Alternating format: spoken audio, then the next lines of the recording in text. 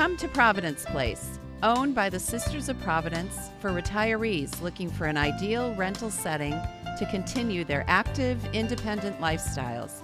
We offer bright 1- and 2-bedroom apartments, a magnificent chapel with daily mass, restaurant-style dining, wellness and entertainment programs, all with a friendly community spirit on beautiful grounds. Call for a tour, 413-534-9700.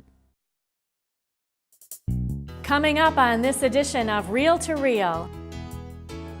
A new program for the Diaconate. I'm CAROLEE McGrath. We'll have the story coming up. Dan Dumas takes a look at what's happening in the Diocese of Springfield and a look at early religion in America. These stories and more are just ahead on this edition of Reel to Reel. Hello and welcome to Reel to Reel. Deacons, as part of the ordained ministry, play an important role in the life of every parish. It is a huge commitment and, of course, a calling. CAROLEE McGrath spent some time with the youngest deacon in our diocese, Deacon Andy NOWICKI, and his family to find out more about this vocation at St. Cecilia's Parish in Wilbraham. It's Sunday morning and Deacon Andy NOWICKI, his wife Kim, and his young children are getting the parish center at St. Cecilia's ready for coffee and donuts. Even baby Timmy helps out. Coffee and donuts are something people look forward to after the 9:30 family liturgy each Sunday. So the NOWICKI clan and other volunteers make sure there's plenty for everyone. Again, it's a lot of work, but it's worth it. I get to have my kids involved a little bit with us. Things like the sandwich ministry, and it's fun that they get to watch me at Mass. Andy is the youngest deacon in the Diocese of Springfield at 38 years old. He was ordained at 35. Kim and Andy have 4 young children: Stephen, 10, Gianna, 7, Justin, 4, and Timmy, 2. I like the interaction with the kids. Who knows who Caesar, or what Caesar is? I like a soldier, kind of. It is a cell, but no, it's a cell. Before he went through the 4-year formation process, he spoke at length with other deacons about the great responsibility of the vocation. Yeah, I think if you're gonna even thinking about it, it's important to work on your balance for the formation years. You don't want to get out of whack. They tell you it's family, then your job, and then the diaconate. So getting that in line and proper is pretty important. The 4-year diaconate formation program requires men to attend college courses at Our Lady of the Elms College in Chicopee 2 nights a week while holding down full-time jobs and caring for their families. New this year is the pre-formation program for men to help them with a transition. Beginning in January, the program offers seminars and retreats to help men who are discerning. Roger Carrier, who was ordained in 2009, is one of the coordinators of the new program. He says he walked away from the process twice, losing 8 years. He hopes to help other men respond to the call sooner. So what we're trying to do is get ahead of it, give people some tools to think about who they are, where they're going, what God is calling them to, and to be a little bit more contemplative about the whole discernment process before putting that application down on the table. Deacons play an important role in the life of the Catholic Church as part of the ordained ministry. They assist a priest during Mass. They can proclaim the gospel and preach, and like a priest, they're also ordinary ministers of the sacrament of baptism. They can be married or unmarried, but cannot marry after they're ordained. Deacon Leo Coughlin is the director of the Springfield Diocese Diaconate Program. He serves at St. Mary Parish in Hamden. Some of the ministries that we've served, you can't even begin to say how I've been blessed. And people always say, well, you've blessed us, and I tell them that you've blessed me more than I've possibly blessed you. Andy, who also helps at Faith Formation and with the Sandwich Ministry while still managing to coach his kids, agrees with Deacon Leo. He credits Kim with keeping him on track. She converted after the birth of their oldest son.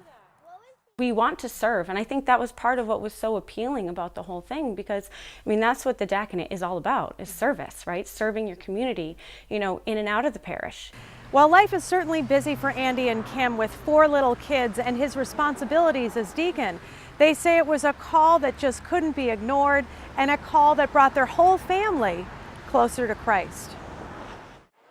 And just watching them in action at church or at home makes you wonder where they get their incredible joy. Kim has this advice for people who have lost their faith or lost their way.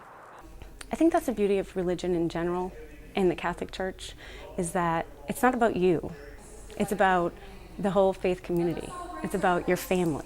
It's about bringing people together, bringing communities together. And you are a very integral part of your church. And so if you don't go, there's a little bit of that community that's missing. And that's an important part. We all play a very important part. And so I think it's important to know that you matter. Buckle up, we're rolling. It's a message she and Andy try to spread in their daily life.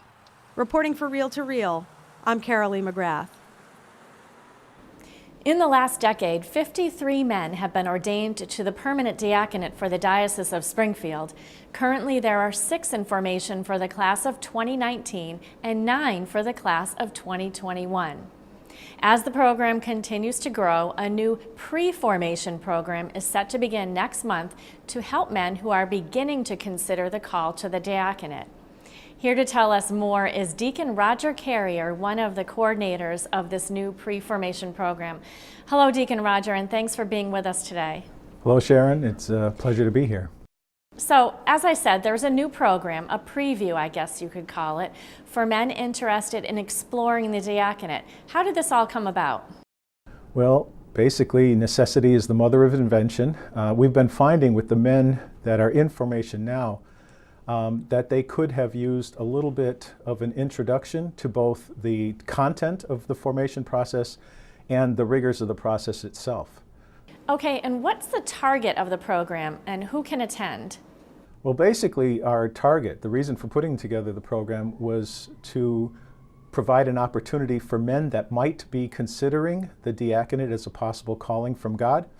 But the nature of the program and the needs that it serves are suitable for anybody who's trying to live out a life of discipleship and discern what God may be calling them to do in their own lives. So the program essentially is open to anyone in the diocese, male or female, and we will be particularly looking for men that might be interested in considering the diaconate. And hopefully that this pre-formation program will help them understand more about the rigors of the discernment process and come to a clearer understanding of what God may be trying to call them into. So you're starting this the beginning of Lent. What will be in the first session? Well, we're very excited about our first session. It's called Desiring God's Will, and it's being offered by 2 of our favorite presenters, Father Savage and Dr. Mary Keeter. The sessions will begin during Lent on Mondays or Wednesdays. And Mondays it'll be in the Springfield area at Diocese Hall, and on Wednesdays it will be held in the Berkshires. All right, well, it sounds like a wonderful opportunity to really help expand this important ministry in the diocese. Thanks, Deacon Roger, and best of luck to you. Well, thank you, Sharon.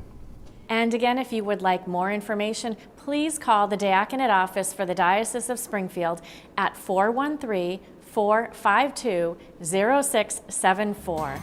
And still to come on Reel to Reel, Dan Dumas takes a look at several recent happenings in the Diocese of Springfield, and part 2 of a special look at early religion in America. This and more still to come on Reel to Reel.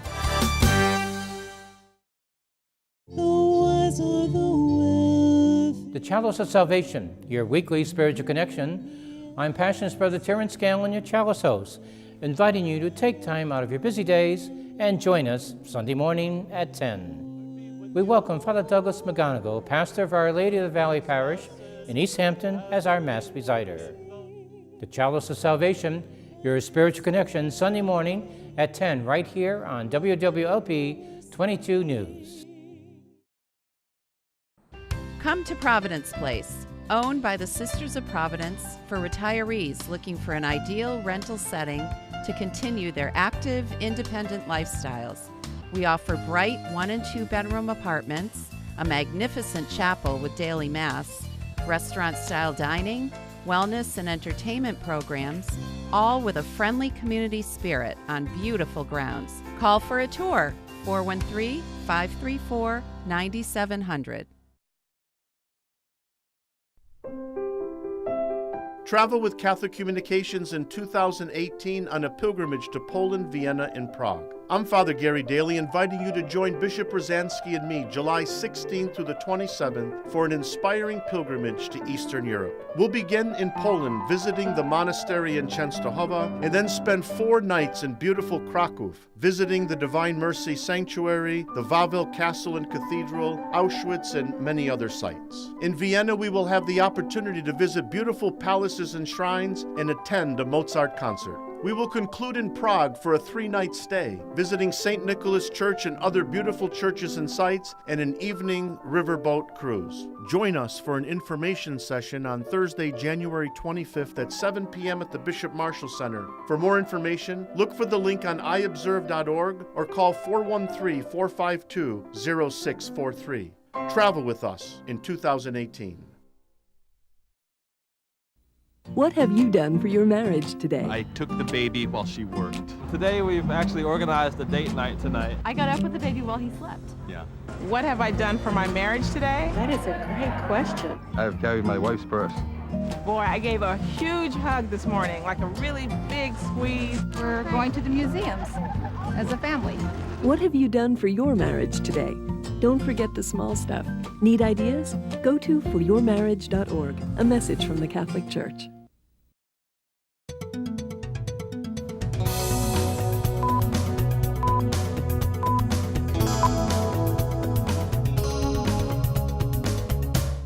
I'm Dan Dumas with your Reel-to-Reel news briefs. This past Friday, busloads of pro-life supporters from across our region made their annual overnight trek down to Washington, D.C. to again protest the legalization of abortion in our nation.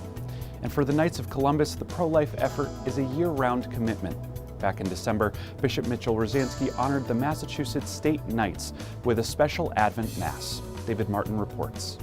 William Donovan, Culture of Life Director for the Massachusetts Knights of Columbus, said he is honored to be a member of the largest pro-life organization in the world, and he was heartened by the enthusiasm of the cause represented by his fellow Knights, who all believe in the importance of taking a stand for life at all stages.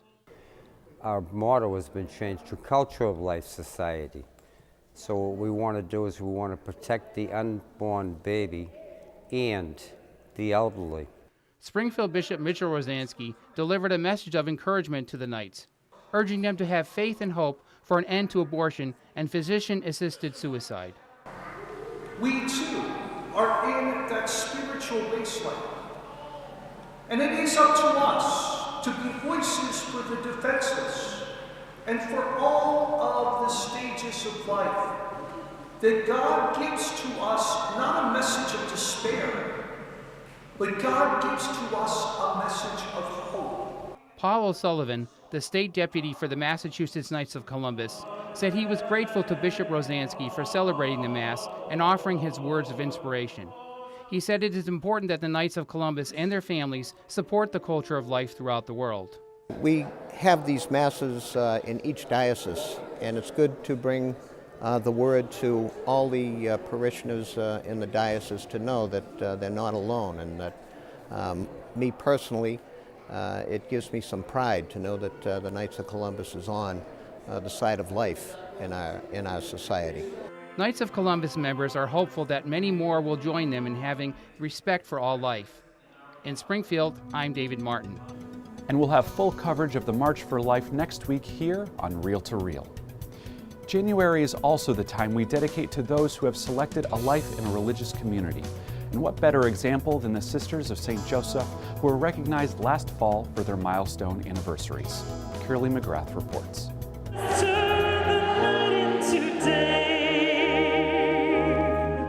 Family and friends filled St. Thomas the Apostle Church in West Springfield to honor 8 religious sisters who have spent the last 50 years living their mission of uniting neighbor with neighbor and neighbor with God.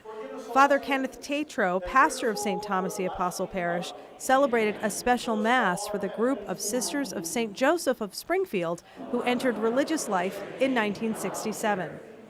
Sister Patricia Houghton, the principal of St. Thomas the Apostle School, previously served as the Dean of Students at Elm College in Chicopee and as the director of the former Montmarie Child Care Center in Holyoke. I really can't even believe that 50 years have gone by. I remember the day when we all gathered at Montmarie, and I can remember the state of the world then and how it is now. Not a whole lot has changed.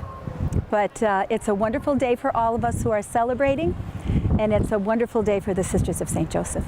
Sister Eileen Sullivan taught at Catholic schools in Dalton and Springfield. She also served at Elms College and the Gray House and at Sacred Heart parishes in both Feeding Hills and in Springfield. Sister Sullivan currently works in pastoral outreach ministry at St. Michael's Cathedral Parish in downtown Springfield. Oh, it's exciting. It's just a wonderful day. We entered with 23 people, and 18 women came today to celebrate with us. It is just delightful. It's kind of impossible to think 50 years and where is it gone, and we can't possibly be that old. It's just a wonderful thing. Sister Patricia McDonald, who taught at several Catholic elementary schools, is now a social worker at the South Middlesex Opportunity Council in East Hampton. Sister McDonald added that it was the example of the teachers she had as a child which attracted her to consider religious life. Oh, I feel really excited and grateful, really, for these 50 years and seeing how many people celebrated with us. It's really, I think it's time to look back. It just went by so fast that suddenly it's 50 years in a community, but I feel grateful for those years.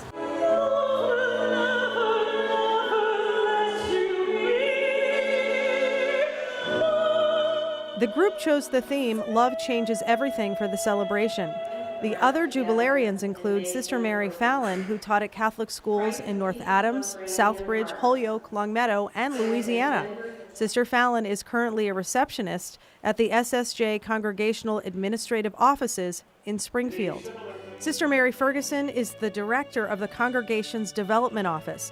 Previously, she served at the former St. Mary the Morning Star, St. Mark, and Notre Dame middle schools in Pittsfield. She also taught religion at St. Mary High School in Westfield.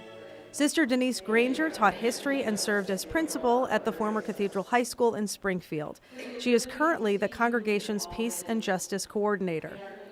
Sister Carol Hebert taught at several Catholic schools, including St. Mary's School in Milford, the former St. Joseph Central High School in Pittsfield, the former Holyoke Catholic, and St. Michael Academy in Springfield.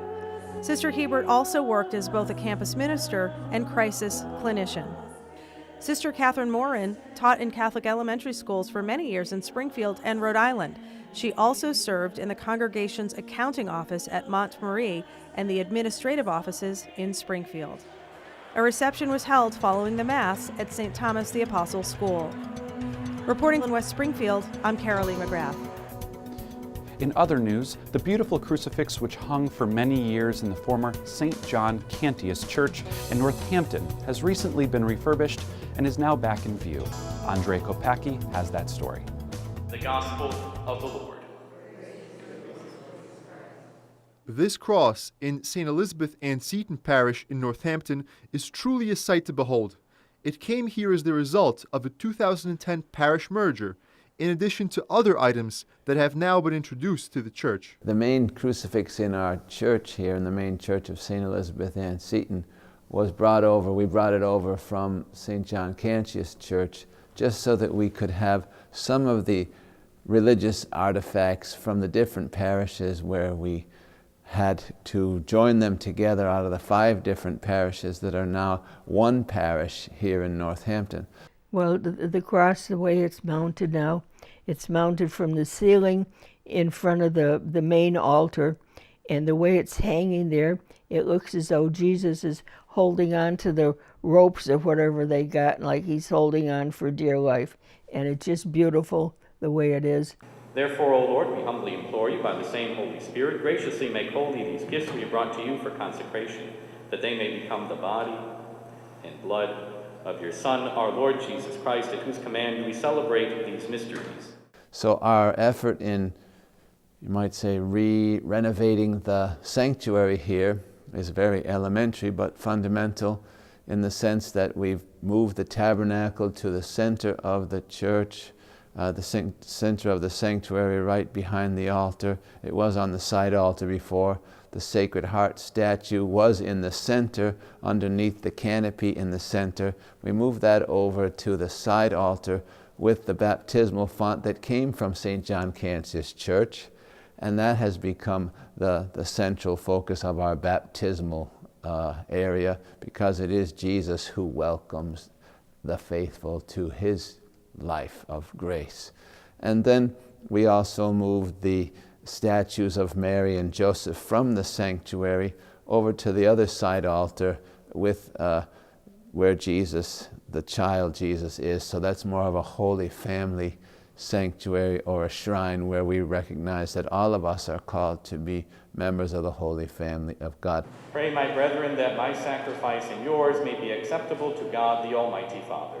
Where it's hanging now, it's really in a good place. So, it was kind of forgotten when it was in the church that was closed. So this really, I feel like brought it back to life again. It also highlights that Jesus says, "Come to me, all you who are weary and find life burdensome, and I will refresh you. Take my yoke upon you and learn from me, for I am gentle and humble of heart." So everyone who comes into the church can see the open arms of Jesus, where all are welcome here, and they come to him and learn from him how to carry their crosses. In Northampton, I'm Andre Kopacki. Finally, on Friday, Bishop Mitchell Rosansky gathered with other faith leaders to mark Prayer for Christian Unity Week 2018. But that isn't the only ecumenical event on Bishop's calendar. On Tuesday, January 30th, Bishop Rosansky will host a Faith on Tap event at the Student Prince Restaurant in downtown Springfield. The bishop will hold a discussion with Lutheran Bishop James Hazelwood, centered on what has divided the faith communities and what they are doing to come closer together. So that will be a wonderful evening of relaxation, but hopefully of studying and reflecting upon where we are in our ecumenical and interfaith relations. For those interested, the Student Prince will be offering free appetizers for an informative and enjoyable evening out. And again, the Faith on Tap discussion will be at the Student Prince Restaurant, 8 Fort Street in Springfield, beginning at 6 p.m. on January 30th. And we have more on this, as well as all the latest news in the Catholic Church, both locally and beyond, by logging on to iobserve.org. There you can read articles written by our Catholic communication staff, as well as view archived episodes of Real to Real. That's iobserve.org. I'm Dan Dumas, and those were your Real to Real news briefs. Joining me now is Sister Andrea Suzuki, Diocesan Superintendent of Schools. Welcome, Sister Andrea. Thank you, Sharon. It's a pleasure to be here. First, Sister, our best wishes on your recently announced upcoming retirement this June. Thank you, Sharon. It has been a pleasure, and it continues to be a pleasure to be working here on in the diocese with so many wonderful people. And you've committed many years to your ministry to Catholic education, and as you well know, one of the biggest challenges facing Catholic schools is the available financial resources. That's correct, Sharon. We know that there are many sacrifices on the part of all of our families and benefactors to help make Catholic education what it is today. And tell us about this upcoming Day of Giving. This is an exciting initiative. The National Catholic Education Association has partnered with Fax Management, and together they will sponsor a National Day of Giving so that all of those persons who have benefited from our Catholic schools throughout the years, no matter where they have transitioned to, now have the opportunity to give back to some of those schools, either in the names of their own families, their memories of someone. They could really just go on and help us out with some financial resources today. And this is being held during Catholic Schools Week? It is, Sharon. It's being held from 9 a.m. on Tuesday, January 30th, to 9 a.m. on Wednesday, January 31st. So we hope that people will take an opportunity during that window of time to provide some resources for our schools. So how can people get involved? People can check the website iobserve.org for what are called individual portals for the schools. They can go right on to whichever school they select in this diocese and make their donation through that particular portal. Our administrators right now are working on those pages, and those will be open on January 30th. Okay, thank you for joining us, Sister Andrea Suzuki. And again, we have a link for more information at iobserve.org. The original 13 states were home to approximately 3,000 churches and more than 12 Christian denominations. In part 2 of our 2-part series on religion in early America, we learn more now about early religious diversity, freedom, and growth in this Catholic News Service piece.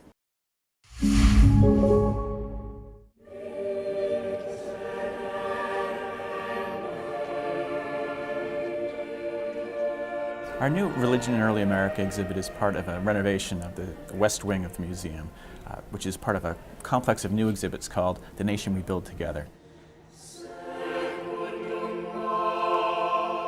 The main takeaway that people have when they come into Religion in Early America is that the religious traditions that were present here were far more diverse than many suspect, and that the practical implication of this diversity really was religious freedom. So diversity leads to the understanding that religious liberty must happen here. And that diversity and freedom together, rather than leading to a decline of religion as a moral or cultural force, as many suspected at the time, in fact, exactly the opposite happens. We end up having a great explosion of religious devotion, these periods in American history known as the Great Awakenings. And really, those are the 3 takeaways: diversity, freedom, and growth. That's the story of religion in early America.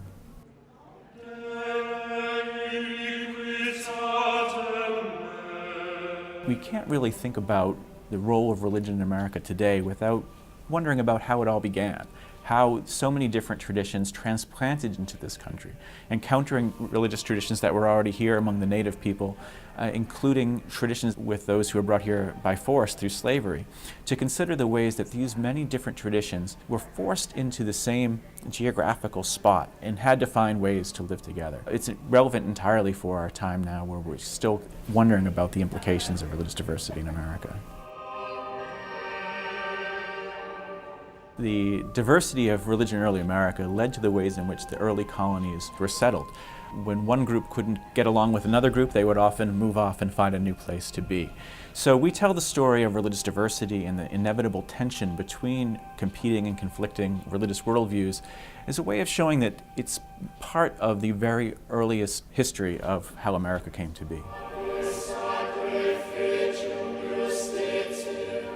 I think that many people come here hoping to see their own religious traditions, their own identity here. And certainly they will see that, whether they're looking at the Anglican christening robe that George Washington was wrapped in when he was baptized, or the Catholic cross that I mentioned, or a Torah scroll from the first synagogue in New York City.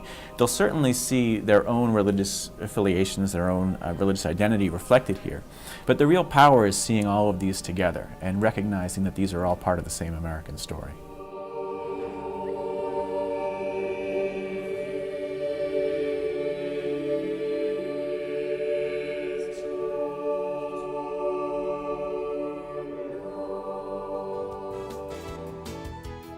And for this week, that's Real to Real. Thanks so much for spending part of your evening with us.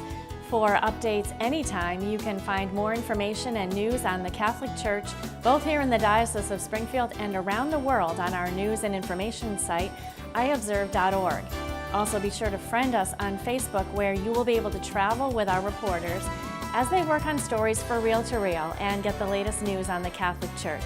Like us at Catholic Communications. I will be back at this same time next week for another edition of Real to Real, your window on the world around you. Have a great week. Real to Real is a production of the Catholic Communications Corporation, funded in part by the annual Catholic Appeal, and the support of you, our faithful viewers.